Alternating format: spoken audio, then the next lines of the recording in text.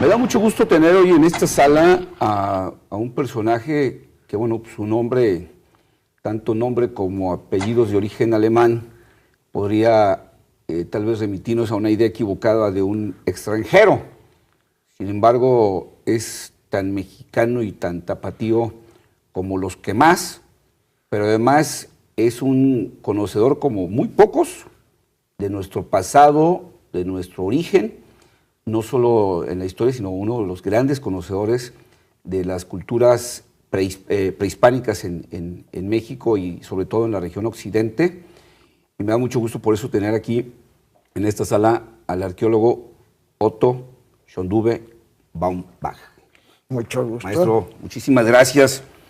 Pues debe ser muy raro ser tan tapatío y tan mexicano y tan conocedor de nuestra historia llamándose Otto Schönduwe.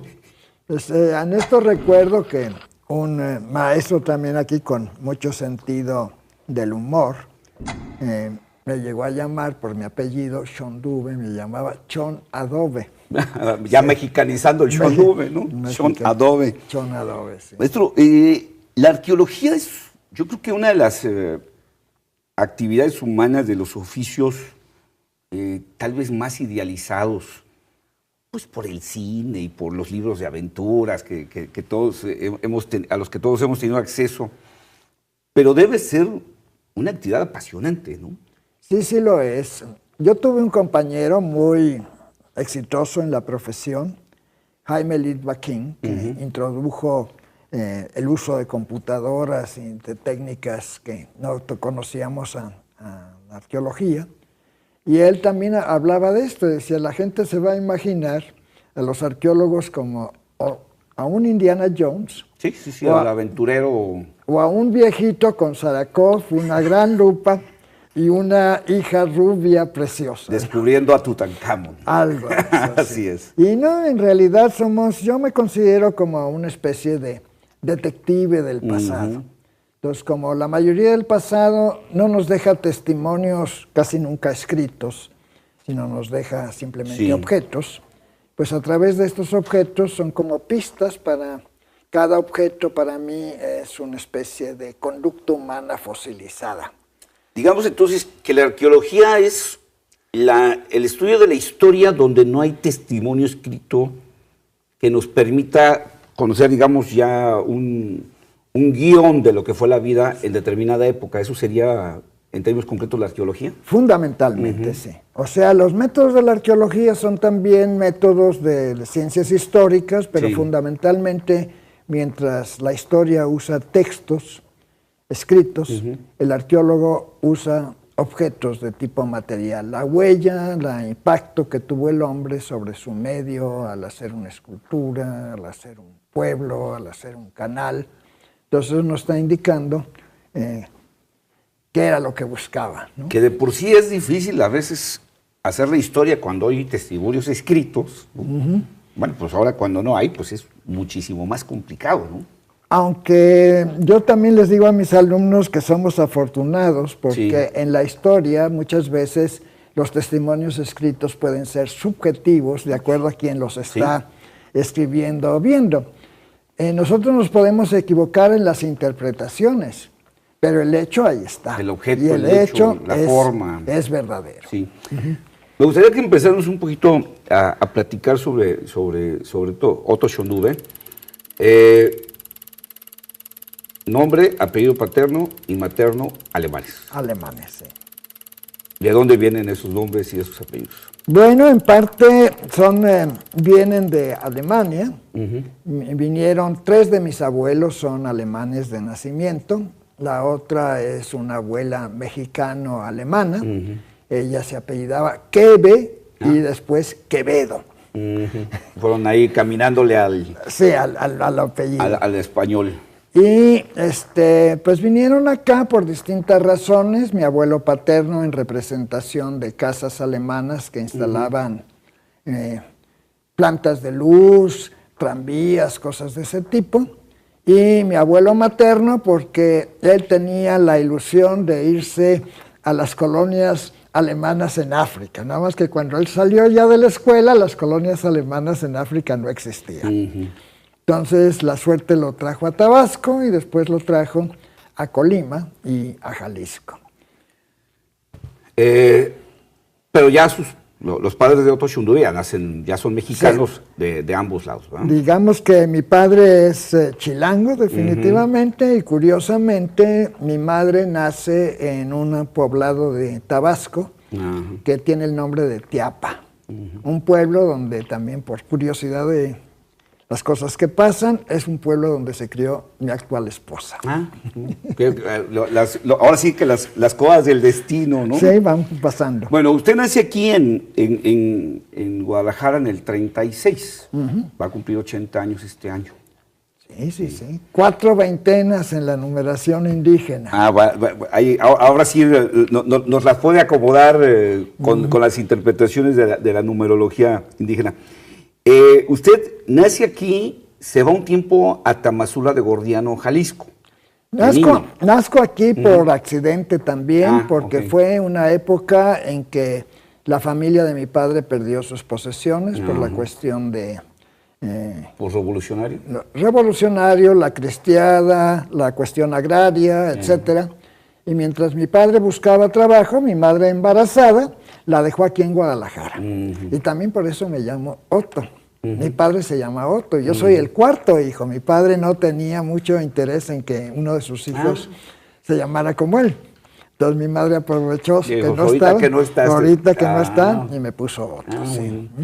Y se van a Tamazula de aquí un tiempo. Sí, mi padre consigue trabajo en el ingenio Tamazula porque tenía una formación de trabajo de campo y de conocer los procesos para hacer el azúcar. Y entonces me llevan de brazos a Tamazula. Por eso yo me siento también muy tamazulteca y me siento también como hijo de ese lugar. De hecho, lo reconocieron, ¿no? Como hijo ilustre de Tamazula, aunque no nació allá, pero lo ven como un hijo de ahí. Como un hijo adoptado y reconocido de Tamazula, ¿no? Y yo no reniego esa paternidad o maternidad. Además debe haber sido una infancia muy bonita, muy enriquecedora allá. Y entonces, ustedes luego acaban del Distrito Federal a continuar los estudios en la Ciudad de México, ¿no? En principio, la tradición era ir al colegio alemán. Sí, entonces yo entré muy chiquito al internado alemán y hice allá primero, segundo de primaria, pero se viene la Segunda Guerra Mundial, se cierra el internado, se cierran los apoyos a estudiantes y también el colegio alemán de alguna manera es intervenido. Entonces... Era el enemigo en la guerra, ¿no? Sí, yo regreso a Guadalajara y entro al Colegio Unión, manejado entonces por los jesuitas, después hago la secundaria y por razones X, regreso a la Ciudad de México y hago ya la preparatoria en el Colegio Patria también de los jesuitas. Habiéndome criado en un ingenio azucarero y en el campo, pues yo dije mi profesión tiene que ser de ingeniero o de agrónomo. Equivocadamente. Como yo no tengo tierras, pues voy a estudiar ingeniería mecánica y entro y hago broma. Soy niño fresa de la Universidad Iberoamericana. De la Ibero. De la Ibero. Ahí estudio 3 años de ingeniería hasta que me doy cuenta que no es mi camino. Y descubro la Escuela Nacional de Antropología, que entonces estaba ubicada en el antiguo Museo de Antropología, que era la Casa de Moneda ya en el Distrito Federal. Antes de que se cambiaran a este precioso de Reforma. De Reforma. Entonces ahí hago los estudios y como platicábamos hace un rato, tuve la fortuna de haber pasado por las manos y las enseñanzas de maestros muy ilustres. El doctor Ignacio Bernal, el doctor que conocía a don Alfonso Caso, al Román Piñachán, Arturo Romano, que acaba de fallecer, un excelente antropólogo físico, Paul Kirchhoff, etc. Que construyó de alguna manera el gran despegue de la historia en México. Yo creo que sí. De la historia en México. Yo creo que sí. Porque no nomás se dedicaron a la historia, sino también se dedicaron a ir a perseguir la historia y a reflexionar sobre la historia, ¿no? Y también esto se dio en un momento en que después de un congreso de americanistas, pues se dio el anuncio de que íbamos a hacer el Gran Museo Nacional de Antropología. Que en aquel tiempo debió haber sido el notición para toda Latinoamérica, ¿no? Y a veces la memoria ya me falla, aquí voy a recurrir a usted, el secretario de Educación era esta persona ilustre... ¿Torres Bodet? Torres Bodet. Entonces, pues también él fue nuestro padrino en este proyecto. Sí. Un gran arquitecto que acabamos de perder hace unos 2-3 años, Pedro Ramírez Vázquez, etcétera, hizo cosas maravillosas en la Ciudad de México, entre otras ese gran museo. Y ahí también tengo una anécdota, porque yo entré a ese tipo de trabajos siendo todavía estudiante. Uno de mis compañeros me dice, oye Otto, ¿no te interesa hacer trabajos de apoyo a museografía? Porque aquí en la escuela apareció un letrero que dice que buscan auxiliares de museografía. Le dije, sí me interesa, pero va a haber muchos solicitantes. Dice, no te preocupes, ya quité el letrero. Muy bueno. Así es que de eso sí soy responsable, ¿no? Muy bueno. Caí en eso. Bueno, tengo que hacer un corte. Ahora que regresemos, me gustaría que platicáramos de estos primeros pasos y estas primeras experiencias con la arqueología, porque yo decía, les tocó el gran boom, pero también les tocó la etapa de los grandes descubrimientos, y creo que eso es un asunto que vale la pena que el resto conozcamos. Sí, cómo no, con todo gusto. Gracias.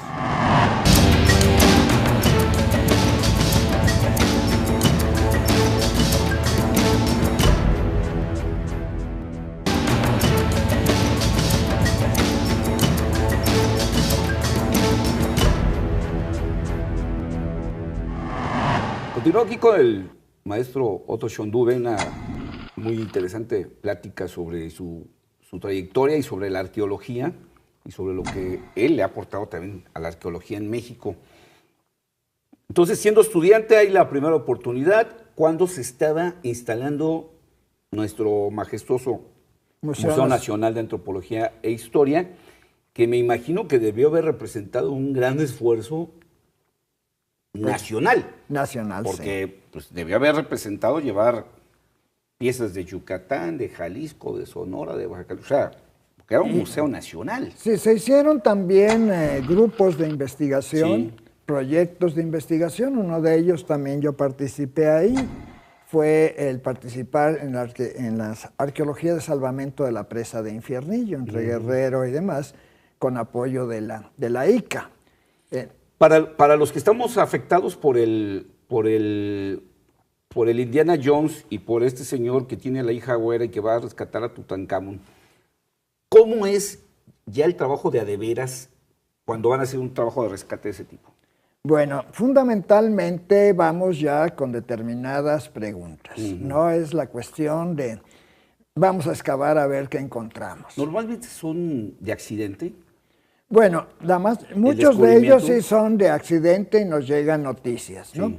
Pero nosotros con nuestros estudios y los estudios de colegas y demás, pues más o menos sabemos cómo anda el asunto y sabemos qué huecos de conocimiento existen, ¿no? Okay.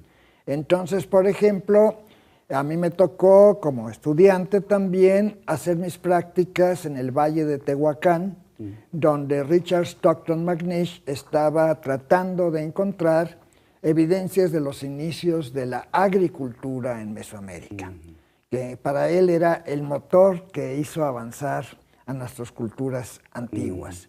Entonces, ¿por qué escoge el Valle de Tehuacán? Porque es un valle que tiene cuevas, y dentro de las cuevas una persona que está cambiando de economía ahí se refugia, pero la cueva va a mantener evidencia de mazorcas, frijoles, etcétera, porque no están al aire libre, no se van a podrir. Sí. Entonces, el ambiente es seco, pero también hay manantiales donde la gente pudo hacer estos cultivos. Entonces, aquí empieza eso el trabajo de investigación. De investigación, en que participan no solamente arqueólogos, sino un equipo de apoyo de otras ciencias, en este caso biólogos, que identificaban las semillitas, decía de qué planta era o los huesos de los animales, y reconstruían también el clima de la época. Porque en realidad, pues, hay un programa que de vez en cuando veo de televisión que se llama Aquí nos tocó vivir. Entonces, pues el arqueólogo tiene que moverse a un tiempo e imaginar cómo eran las cosas ahí. Entonces las respuestas del hombre no son caprichosas, se dan porque el hombre se ve sujeto a cambios y presiones, ¿no? Entonces está ese trabajo de Tehuacán, el trabajo de Infiernillo, donde se hace por primera vez ya no, ya lo habían hecho otros, pero muchas veces antes era lo que otro de mis maestros en broma decía, perdón la expresión, los arqueólogos piramidiotas, que nada más quieren ver la gran pirámide. Que andan buscando pirámides por Es como yo les digo ahora, es como si quisiéramos entender la sociedad actual nada más estudiando a los banqueros, sin estudiar a los agricultores y sin estudiar a los rancheros, ¿no? O que quisiéramos que todas las civilizaciones fueran Manhattan, que estuvieran llenas de edificios altos. Bueno, no sé. Entonces estas ya son investigaciones de área y cómo se están relacionando una región con otra y al mismo tiempo pues obstaculizándose o favoreciéndose, etcétera, etcétera. Pero además son un montón de preguntas las que hay que responder, ¿no? Hay que responder la pregunta de cómo vivían, cómo se alimentaban, cómo creían, en qué creían, cómo se organizaban, cómo se gobernaban, cómo era la vida familiar, cómo era la vida cotidiana. O sea, son un mundo de preguntas las que se hacen, ¿no? Yo recuerdo también que en mis tiempos decíamos, debería de haber muchas arqueólogas, porque siempre se decían que la curiosidad era una cosa muy femenina. Sí. Yo digo que es humana, ¿no? Sí. Entonces sí, hay una serie de preguntas que uno se hace y trata de responder con la evidencia que uno encuentra. Entonces, es Tehuacán, Infiernillos, ¿en qué otros? Participó también en Chichén Itzá. Trabajé ahí en el cenote sagrado de Chichén Itzá, precisamente con Román Piñachán, otro extraordinario arqueólogo de origen campechano, el de nacimiento. De hecho, cuando yo vi mi lista de maestros, dije, pues me va a tocar un maestro chino. Piñachán, ¿no? El Chan era maya. Sí. Entonces él con un grupo de financieros americanos se hizo una exploración, otra nueva exploración en el cenote sagrado de Chichén. Entonces me tocó catalogar las cosas que se iban hallando y pues fue también... Ya en eso ya le hicieron más de esfuerzo de... Lo hicieron por dos métodos. Un método fue simplemente el buceo con lo que llaman scuba diver, con museo autónomo, pero el cenote tenía muchos sedimentos y a veces uno ponía la mano así enfrente y no veía nada. Entonces tuvimos primero los técnicos de hacer una especie de filtración y análisis químicos hasta dejarlo como si fuera una piscina de alberca. Y también, aunque no es una cosa muy adecuada, a veces se usó una especie de aspiradora, le llamábamos el airlift, que un tubo que succionaba, pero lo podían dirigir los buzos para quitar esos lodos y demás y ir sacando objetos. Es un trabajo un tanto parecido al forense moderno, ¿no? De ver dónde está la evidencia y protegerla y decir aquí estaba esto y aquí estaba el hueso y aquí estaba el otro hueso y aquí estaba la vasija, ¿no? Para poder, para no perder el orden y hacer la interpretación, ¿no? Sí, la interpretación después se dice que en una excavación por lo menos el arqueólogo va a tardar 5 unidades de tiempo de las que tardó en excavar, 1 unidad de tiempo, 5 unidades más de tiempo en la interpretación de sus datos. Y entonces muchas veces pues, la interpretación se debe precisamente al contexto. Nosotros nos fijamos mucho en el contexto. Y esos contextos son el contexto espacial, en otro sentido es el contexto temporal y en otro sentido lo que llamamos el contexto cultural, las 3 coordenadas de la arqueología. Que a veces en la historia, digamos, ya más documental, tiende a perderse todas estas cuestiones, ¿no? O sea, cuál era el ambiente, cuál era el clima, porque además todo pues, eso define a una comunidad y una cultura. Claro, ¿no? sí. Y ahí es donde entra el estudio más, tal vez más minucioso y más natural, podríamos decir, de la historia. Yo creo que sí, y también pues es un reto, porque como que para tratar de resolver todas esas preguntas se requiere un montón de experiencia. Sí. Entonces yo con eso, cuando veo a mis alumnos o arqueólogos, entre comillas, tiernitos, pues les falta todavía mucha experiencia y a veces les pedimos demasiadas cosas. O a veces también nos volvemos un poco soberbios y creemos que nosotros tenemos lo... Pero nosotros llevamos a decir, bueno, nosotros hemos llegado a estas conclusiones con estos datos y con los métodos y sistemas que usamos ahora. El que aparezca un nuevo dato quizás nos vaya a cambiar nuestro esquema y vamos, como todo, ¿no? Como en todo, sí. Y esta actividad, digamos, es una actividad de riesgo, es una actividad de soledad, es una actividad de mucha demanda física.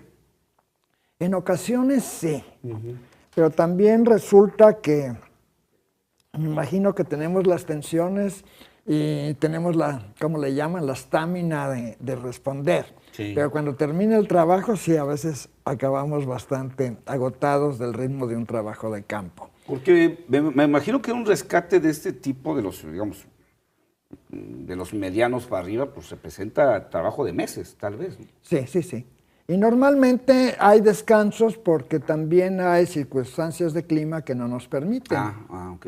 Casi siempre tratamos de trabajar en lo que llamamos la época de secas. Sí, porque facilita el trabajo, ¿no? Facilita nuestra visión, facilita el que a veces no haya mantos freáticos muy cercanos a la superficie y también otra cosa, muchas veces la gente que nos ayuda, lo que normalmente se llamaban antes peones, pues cuando vienen las aguas se van a cultivar su maíz y nos quedamos... Pues sí, también ellos tienen su vida propia, ¿no? Son manos de obra, ¿no? No son arqueólogos de tiempo completo. De las experiencias que ha tenido, ¿cuáles son las que usted podría decir que son las que lo hacen sentir más orgulloso, que le dieron más emoción en su trayectoria? Bueno, una es la de Infiernillo, porque ahí, como quien dice... Me empecé a curtir y ese era ese enfrentamiento a un clima, a veces hasta de 45 grados a la sombra. También era un área donde se daba el mal del pinto, que teníamos que cuidarnos, que es una especie de sífilis benigna, es la misma cosa, nada más que teníamos que usar otros preservativos para que un insecto no nos lo transmitiera. Ahí no sé qué agarré, pero terminé en el Hospital de Enfermedades Tropicales de la Ciudad de México, ya salí de eso. Y cositas de esas sí se dan, pero fue mi primer gran experiencia. Luego otra cosa que fue muy bonita fue trabajar también con Piña Chan en un rescate que se hizo en Teotihuacán, al mismo tiempo que se estaban estudiando la planificación de la ciudad por un grupo, la explotación de sus recursos por otro grupo de otra universidad, y nosotros trabajamos en un sitio que se llama La Ventilla. Y ahí mi orgullo es que siendo todavía estudiante, hago una interpretación de una estructura que todavía mis colegas y mis maestros aceptan como buena. Pues. Entonces sí, es como fue un as de baraja que me salió. Como una, digamos...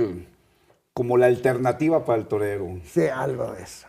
Eso tengo que hacer un segundo corte, pero ahora que regresamos, me gustaría que platicáramos de algo que yo creo que es muy importante, porque se ha cubierto, creo que una serie de facetas muy importantes, no solo el trabajo del arqueólogo, sino también la parte de cómo presumir eso en los museos, pero también la formación de otros arqueólogos, que nos platicara, pues, de alguna manera, cómo se convirtió en un arqueólogo integral, por llamarlo de alguna manera. Okay. Gracias.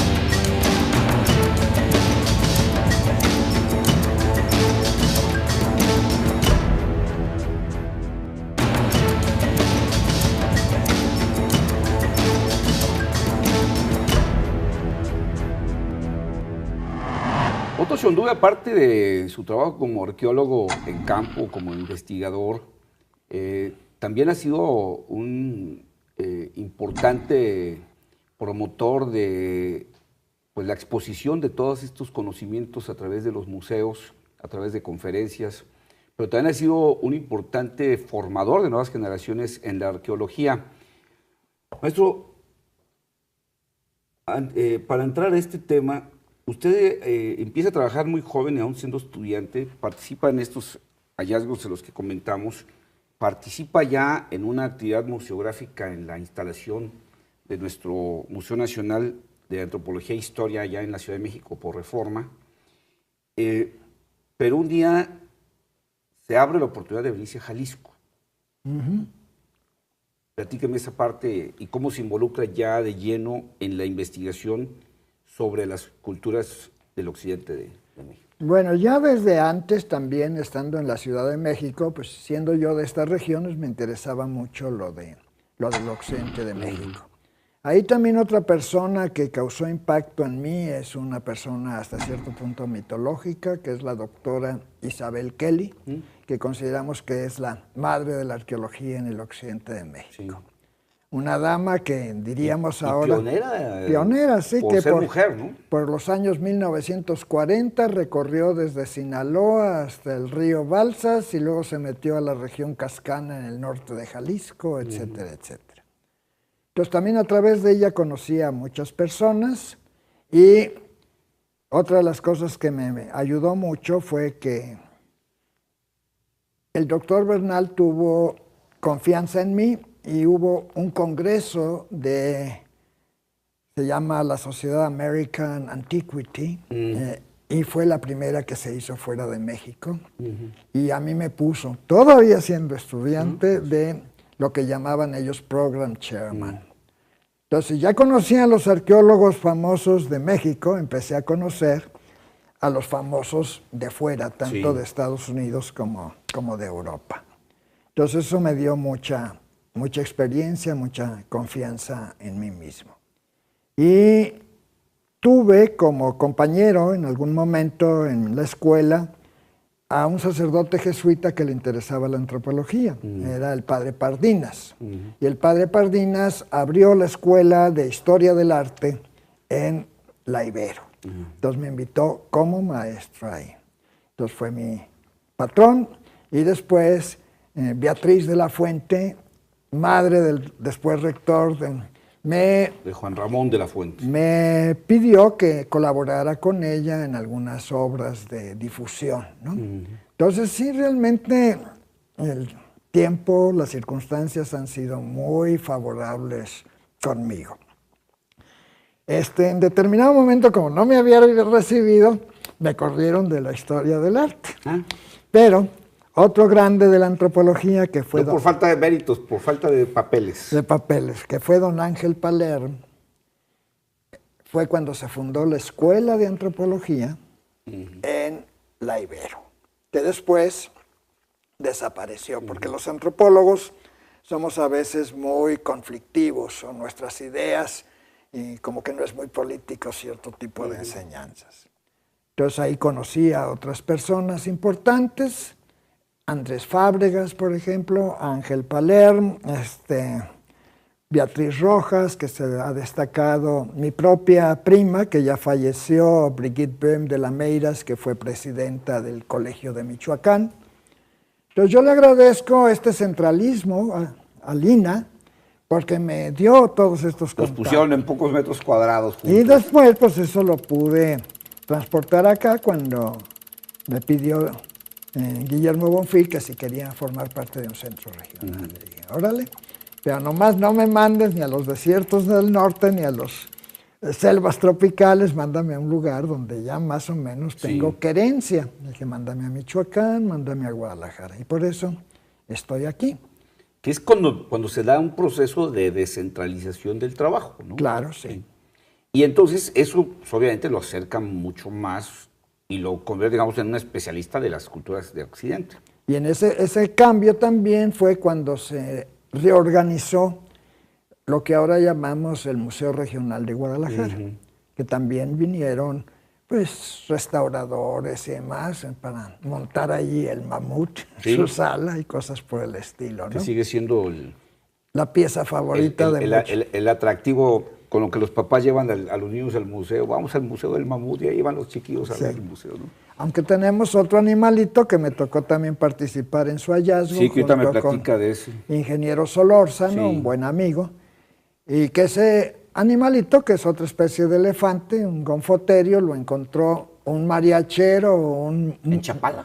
en Chapala, en Santa Cruz de la Soledad, Sí. pero que tuvo la cesera de avisar al presidente municipal y por eso lo rescatamos y ahora lo pueden ver armado en el Museo de Paleontología. Que lleva el nombre De Federico Solórzano. Entonces, aterriza aquí y entra a este trabajo ya de curador de museo, específicamente ya en la sala de arqueología del Museo Regional, pero también a enseñar, a Sí. hacer las dos cosas que digo, creo que es parte importante, no solo el saberlo y el hacerlo, sino también saber mostrarlo y saber formar a nuevas generaciones. ¿no? Este maestro al que yo quise mucho y también odié mucho, yo le llamo mi odiado y querido maestro, era José Luis Lorenzo, un prehistoriador famoso. Nacido en España, venido acá, y él decía, ¿quieres aprender mucho? Estudia. ¿Quieres aprender más? Da clases. Tus errores te los van a marcar tus alumnos. ¿Quieres aprender más? Escribe un libro. Entonces, son como etapas. Y también él decía que en arqueología lo único que diferencia a un arqueólogo de un saqueador es que el arqueólogo convence y distribuye su conocimiento. No sé qué. Un arqueólogo que nada más excava y no publica es un saqueador más, porque está reteniendo la información, ¿no? No, son reflexiones muy Entonces de ahí muy pues válidas, viene sí. eso y pues me gusta mucho dar clases y cuando vine aquí fui tanto a la UDG como a la UAG. Y en aquel tiempo los que me aceptaron fueron los de la UAG. Y también hubo momentos... Raro también, y después hubo momentos en que la UDG no me quería aceptar porque yo había sido Claro, de la UAG. ya había sido tocado por... Era la época en que yo digo que Guadalajara era como un tambor con dos parches medios blandos, arriba y abajo, pero los costados qué duros. Sí. ¿no? Pero entonces mi idea era que también nosotros difundiéramos esto a través de la enseñanza. Cuando se abrió la carrera de antropología, incluida en ella lo de arqueología en la UDG, un compañero nuestro del INA me pidió que sí, me gustaría dar clases. Y a la fecha sigo dando 3 materias en la UDG. Entonces sí han pasado alumnos por bastante tiempo en ese sentido. Y también me gusta mucho dar conferencias. Ya no salgo tanto como antes, pero las doy en primarias, secundarias y demás, porque yo creo que nuestro conocimiento tiene que difundirse a todos los niveles. ¿Qué tan complicado es el trabajo de difusión en los museos? O sea, porque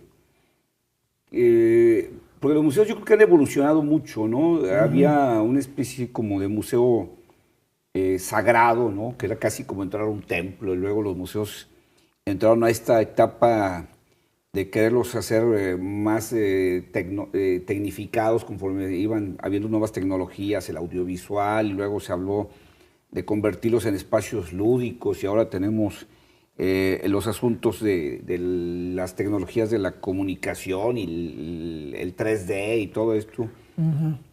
¿Sigue siendo complicado la difusión? Yo creo que sí es algo complicado y el chiste es despertar la curiosidad en el espectador y también ver qué es lo que el espectador o la gente que va a los museos desea conocer.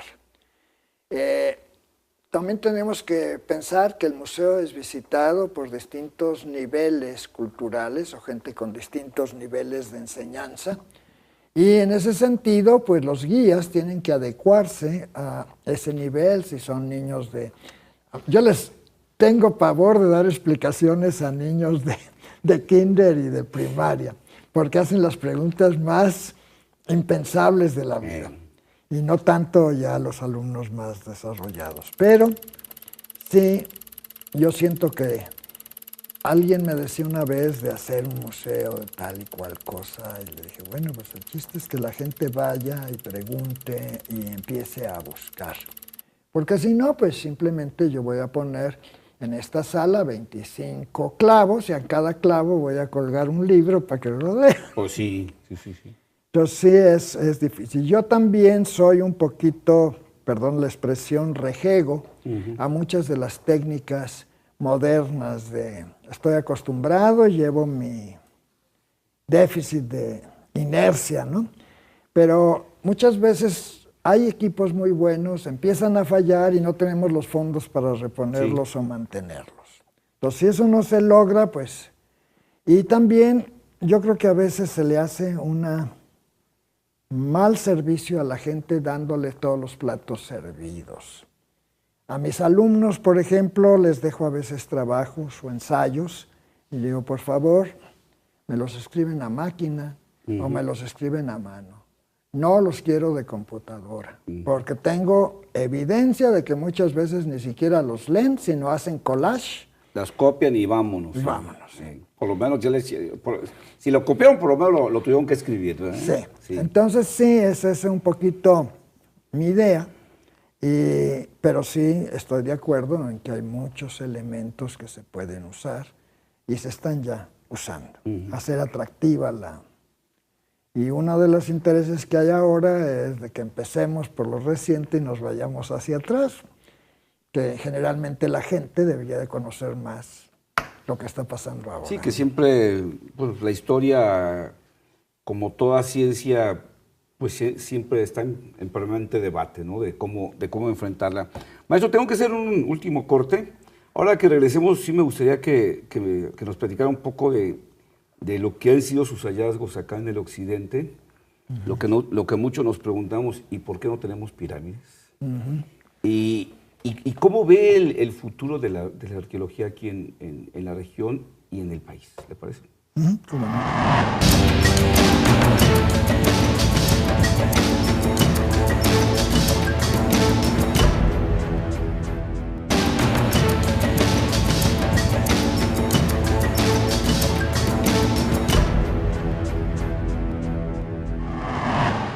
Continúo aquí en esta interesante plática con el maestro Otto Schondube, arqueólogo.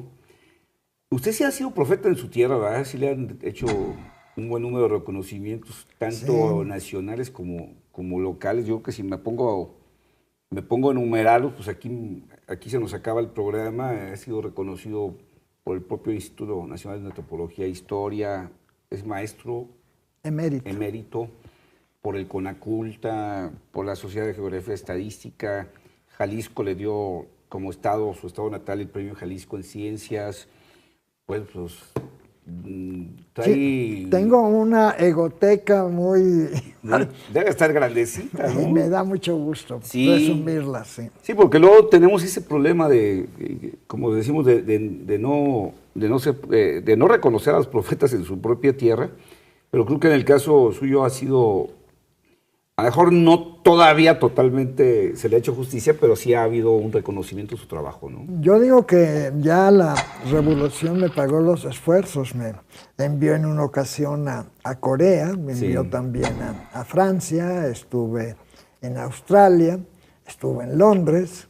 Entonces también eso es una recomendación que también hago a los que pueden, de que veamos nuestra tierra y nuestros problemas no solamente desde dentro, sino... A veces tratemos de verlos desde fuera. Sí, desde lo local y desde lo global. Pero precisamente esa parte creo que es un asunto importante del trabajo suyo, el haber regresado aquí, el haberse quedado aquí y el haberle dado un impulso a la investigación de las culturas del occidente, ¿no? Pues sí, en parte fue un poquito esta idea de, ¿cómo se llama?, de la creación del centro. Del centro, y cuando se renovó el museo, Y también fue el fin de mi tesis, que la hice sobre la región de Tamazula, Tuxpan y Zapotlán, que me permitió, o tuve que leer mucho sobre ello, y también de decir, bueno, somos parte de la arqueología mexicana y por lo tanto tenemos muchas cosas en común, pero también tenemos nuestra manera de ser. O sea, pues todos somos mexicanos aquí, pero hay unos que son más cabezones, otros menos cabezones, hay unos que son muy obstinados, hay otros que son mal hablados, etcétera, etcétera. O sea, manifestamos nuestra cultura mexicana de diversa manera. Que tiene que ver con lo político, no necesariamente con nuestro origen. Digo, a lo mejor si la frontera estuviera hasta Nicaragua o hasta Costa Rica, pues entenderíamos, o nos entenderíamos porque tenemos muchas cosas en común, ¿no? Claro, claro que nos tocó esta suerte del reparto territorial, pero no quiere decir que estemos ajenos a ellos, ¿verdad? Y también, pues, hay dos Mesoaméricas muy distintas. La Mesoamérica, digamos, del área pacífica, del Océano Pacífico, y la de la región del Golfo. Sí. Y la topografía, y las condiciones climáticas, lluvias, tipos de ríos, etcétera, hacen que las sociedades se hayan desarrollado de otra manera. ¿Cuáles son las características, digamos, más importantes de aquí de la región? Pues para mí, fundamentalmente, quizás sea una comparación no muy adecuada, es que a nosotros nos gustó por la diversidad de áreas, cambios climáticos en espacios cortos, llevar una tradición más a la ranchera, más simple. Entonces, sí, si nos comparamos con aldeas del centro de México, somos muy similares, pero en realidad nunca tuvimos, sino hasta tiempos muy tardíos, un poder central que dominara una amplia zona. En el área del centro de México, pues tenemos desde tiempos bastante remotos, digamos, a Teotihuacán, o tenemos a Tula, después a Xochicalco. O sea, lo que no tuvimos fue una concentración de poder tan grande como el que se tuvo allá. Es como, digamos, si cada municipio fuera ahora más o menos autónomo, sin formar determinadas. Por eso no tenemos estas grandes construcciones. Entonces, cada cacicazgo, cada grupo controlaba un área pequeña con una X cantidad de población. Y yo les digo a mis alumnos, bueno, si yo tengo tal cantidad de población, yo no voy a requerir una pirámide de tipo Teotihuacán o una basílica de Guadalupe, voy a necesitar una iglesita chiquita. No voy a necesitar una Plaza del Sol o un centro magno, sino voy a necesitar el mercado municipal, ¿no? Sí, es como si ahorita dijéramos en el... digamos que ahorita en Santa María de los Ángeles se hiciera un centro comercial como Galerías. Sí. Bueno, pues no tiene ninguna razón de ser, ¿no? Y también, como les digo, entonces, ustedes, muchas gentes dicen que esto no es una cosa valiosa, pero y que eran con una cultura baja. Tienen una cultura adecuada, es una respuesta adecuada, sí. Hubieran hecho bajo esas condiciones lo que ustedes consideran grandioso, yo digo que serían unos tarugos completos. No, pues sería, digo, es para avergonzarnos de los antepasados, ¿no? Entonces también otra de las cosas que marca esto es la situación que encuentran los colonizadores o los conquistadores al llegar. Es una diversidad lingüística enorme en toda esta región. Es decir, que cada regioncita era bastante independiente una de otra. Más complejo también para su estudio. Sí. Y lógicamente también a veces hay cosas grandes, como los huachimontones, por ejemplo. Sí, yo le decía a Felipe, bueno, sí son grandes, pero simplemente las pirámides y la planeación es interesante, pero no hay piedra labrada. Entonces, para hacer eso, no requirieron tantas horas hombres de trabajo como lo hicieron, digamos, los arquitectos excelentes que hicieron el Palacio del Gobernador en Yucatán, donde es una sinfonía a la piedra, ¿no? Pero ahí había que trabajar la piedra. Sí. Y acá, digamos, se fueron por una construcción más económica, más sencilla, ¿no? Claro. Aunque podían labrarla. Sí, llegaron a labrarla. Pero volvemos a lo mismo, representa la circunstancia que a veces el historiador quiere olvidar. También por eso, pues Cortés tumbó una cabeza, y al tumbar una cabeza, aunque hubo varias revueltas, se hizo de un imperio grande. En cambio aquí Nuño de Guzmán tuvo que estar tumbando cabeza aquí y allá, porque Sí. cada una era una cabeza independiente. Más resistencia, más dificultad. Y por eso hubo más sangre en esta conquista Sí. del occidente que en el centro. Algunas cosas que a mí me llaman la atención, maestro, y quisiera comentárselas así un poco rápido. ¿Cómo lo ves desde el punto de vista de un experto arqueólogo, por ejemplo? El que se convierta buena parte de este recurso en un atractivo turístico para la selfie, para el turista que entra, sube, baja y se va. Y que se pierda de alguna manera la parte seria de la historia de los hallazgos. Pues yo creo que lo que pasa es que mucha gente a veces secciona los hallazgos de arqueología y demás. Yo puedo admirar a una piedra labrada por su artesanía al hacerla, o por pensar que fue labrada con instrumentos también de piedra y no de metal.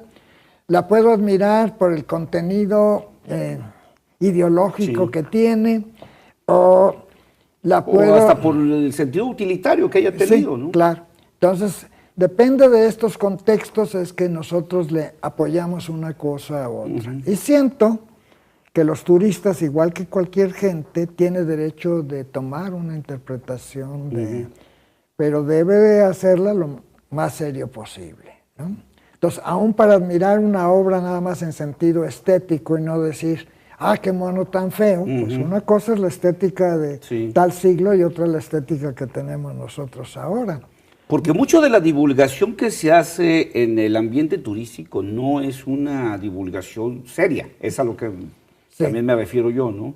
Que se da una interpretación, fundamentalmente el turista se va con la idea de que mataban seres humanos en sacrificio. O sea, y es como el resumen de su visita a Teotihuacán, ¿no? Pues también es un poquito, y ahí va una pedrada contra las noticias, porque muchas Sí. veces en las noticias actuales se privilegia la nota roja. Se privilegia las notas, digamos, no muy agradables de nuestra sociedad, cuando hay muchas cosas que se Digamos pueden... que se privilegia la arqueología roja.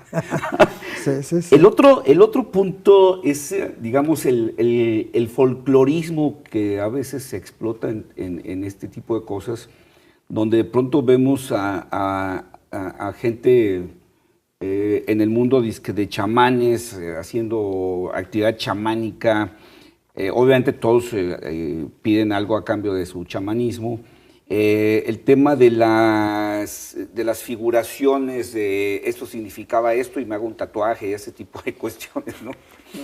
Pues yo creo que en parte eso se ha de haber dado a través de toda la historia de la humanidad, pero fundamentalmente muchas veces yo siento que ahora estas cosas de New Age y demás, y espero que me perdonen algunas personas, son que estamos en crisis y entonces buscan otras cosas de que afianzarse a manera de amuletos o dijes, sin que muchas veces tengan un contenido lógico. Lo que necesitamos es creer a veces en algo. Sí, sí, sí. Desgraciadamente se me da el tiempo muy rápido.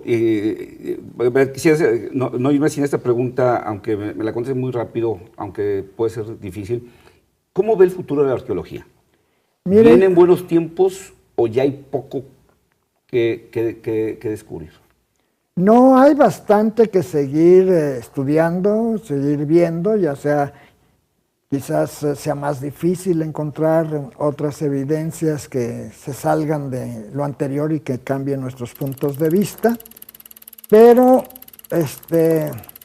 siento yo que ya hay mecanismos mayores de protección de los bienes patrimoniales y que también la población está más consciente del valor de... Eso yo creo que es una de las labores de los centros regionales, el tratar de decir por qué tenemos que respetar este patrimonio. Y también, pues, como yo digo, nadie respeta lo que no considera suyo, entonces hay y lo que no conoce a veces. Y lo que no conoce.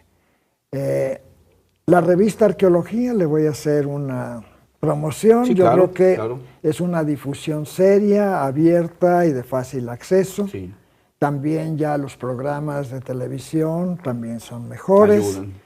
Aunque recuerdo aquella vez Centinelas del Silencio. Sí, hay unos también. que no nos ayudan, pero bueno, de alguna manera hay más difusión, ¿no? No tanto como aquella película de los mayas que hizo sí. artista australiano, no recuerdo su nombre.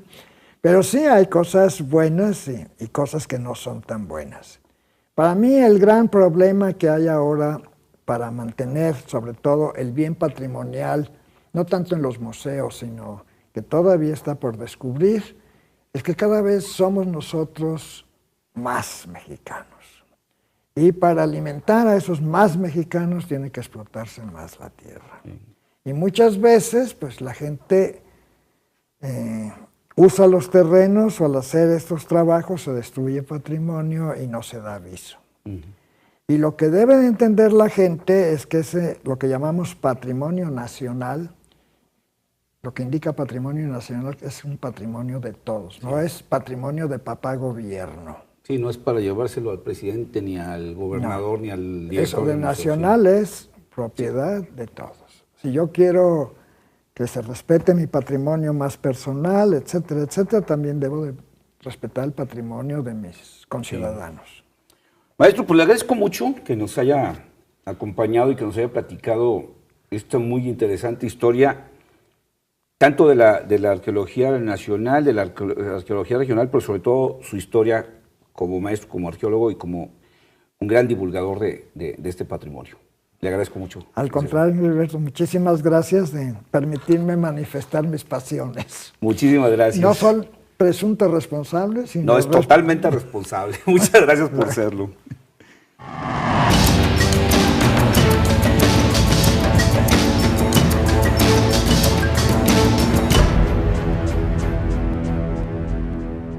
En la numeración indígena. Ahora sí nos la puede acomodar con las interpretaciones de la numerología indígena.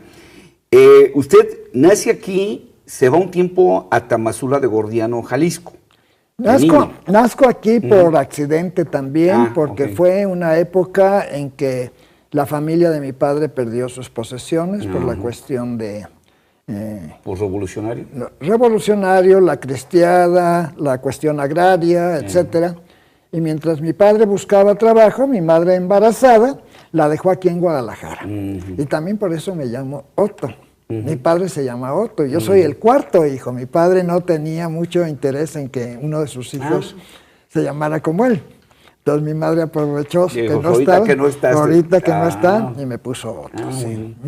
Y se van a Tamazula de aquí un tiempo. Sí, mi padre consigue trabajo en el ingenio Tamazula porque tenía una formación de trabajo de campo y de conocer los procesos para hacer el azúcar. Y entonces me llevan de brazos a Tamazula. Por eso yo me siento también muy tamazulteca y me siento también como hijo de ese lugar. De hecho, lo reconocieron, ¿no? Como hijo ilustre de Tamazula, aunque no nació allá, pero lo ven como un hijo de ahí. Como un hijo adoptado y reconocido de Tamazula, ¿no? Y yo no reniego esa paternidad o maternidad.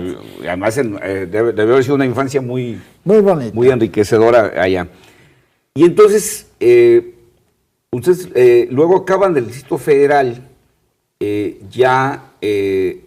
a continuar los estudios en la Ciudad de México, ¿no? En principio, la tradición era ir al colegio alemán. Sí, entonces yo entré pero el hecho ahí está. El objeto, y el hecho la forma. Es verdadero. Sí. Me gustaría que empezáramos un poquito a platicar sobre todo Otto Schöndude. Nombre, apellido paterno y materno alemanes. Alemanes, sí. ¿De dónde vienen esos nombres y esos apellidos? Bueno, en parte vienen de Alemania. Vinieron 3 de mis abuelos, son alemanes de nacimiento. La otra es una abuela mexicano-alemana.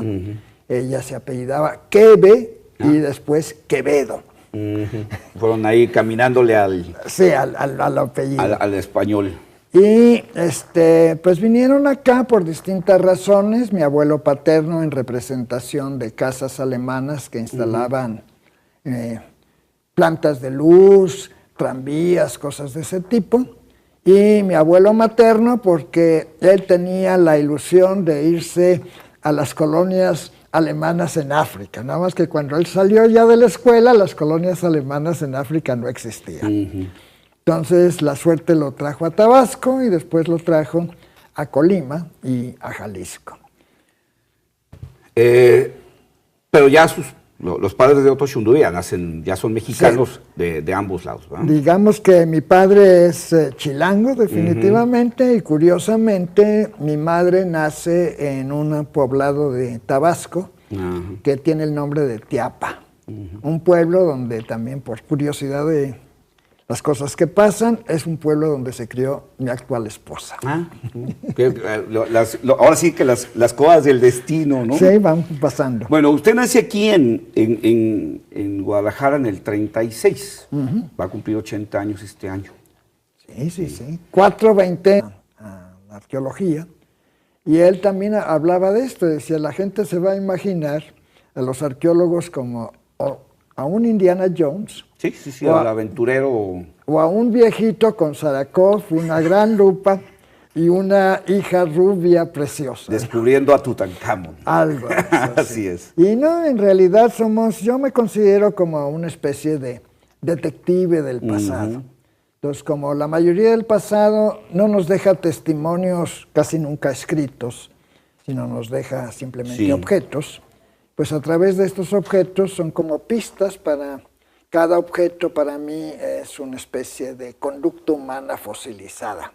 Digamos entonces que la arqueología es el estudio de la historia donde no hay testimonio escrito que nos permita conocer, digamos, ya un guión de lo que fue la vida en determinada época. ¿Eso sería, en términos concretos, la arqueología? Fundamentalmente, sí. O sea, los métodos de la arqueología son también métodos de ciencias históricas, pero fundamentalmente... Mientras la historia usa textos escritos, el arqueólogo usa objetos de tipo material. La huella, el impacto que tuvo el hombre sobre su medio al hacer una escultura, al hacer un pueblo, al hacer un canal.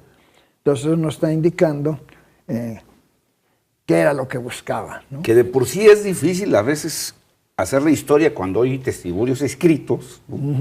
Bueno, pues ahora cuando no hay, pues es muchísimo más complicado, ¿no?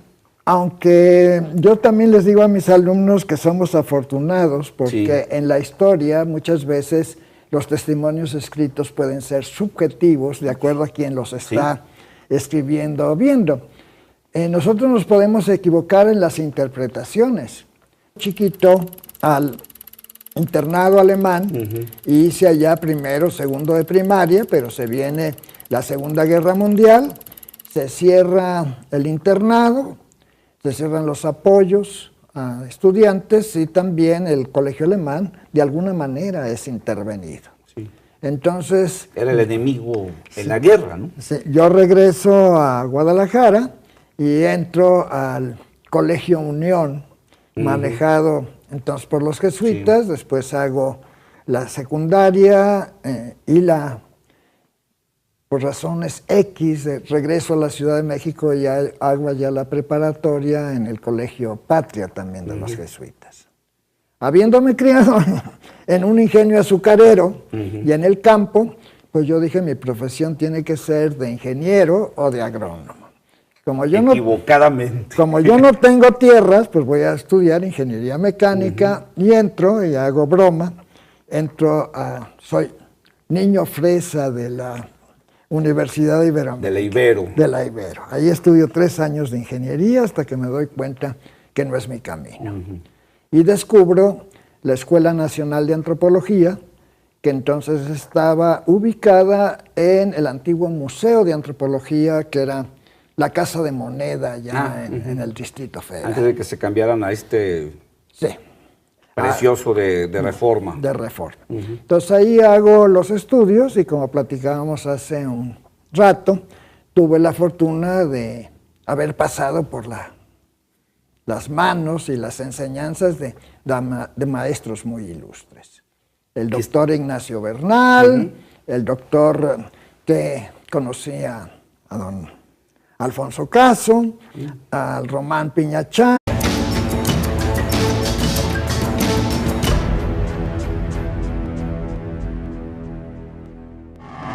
Me da mucho gusto tener hoy en esta sala a un personaje que, bueno, su nombre, tanto nombre como apellidos de origen alemán, podría tal vez remitirnos a una idea equivocada de un extranjero. Sin embargo, es tan mexicano y tan tapatío como los que más, pero además es un conocedor como muy pocos de nuestro pasado, de nuestro origen, no solo en la historia, sino uno de los grandes conocedores de las culturas prehispánicas en México y sobre todo en la región occidente. Y me da mucho gusto por eso tener aquí en esta sala al arqueólogo Otto Schönduwe Baumbach. Mucho gusto. Maestro, muchísimas gracias. Pues debe ser muy raro ser tan tapatío y tan mexicano y tan conocedor de nuestra historia llamándose Otto Schönduwe. Pues, en esto recuerdo que un maestro también aquí con mucho sentido del humor me llegó a llamar por mi apellido Schönduwe, me llamaba Chon Adobe. Ya sí. Mexicanizando el Schönduwe, ¿no? Chon Adobe. Chon Adobe, sí. Maestro, la arqueología es, yo creo que una de las actividades humanas, de los oficios tal vez más idealizados, pues por el cine y por los libros de aventuras que todos a los que todos hemos tenido acceso, pero debe ser una actividad apasionante, ¿no? Sí, sí lo es. Yo tuve un compañero muy exitoso en la profesión, Jaime Litvakín, que introdujo el uso de computadoras y de técnicas que no conocíamos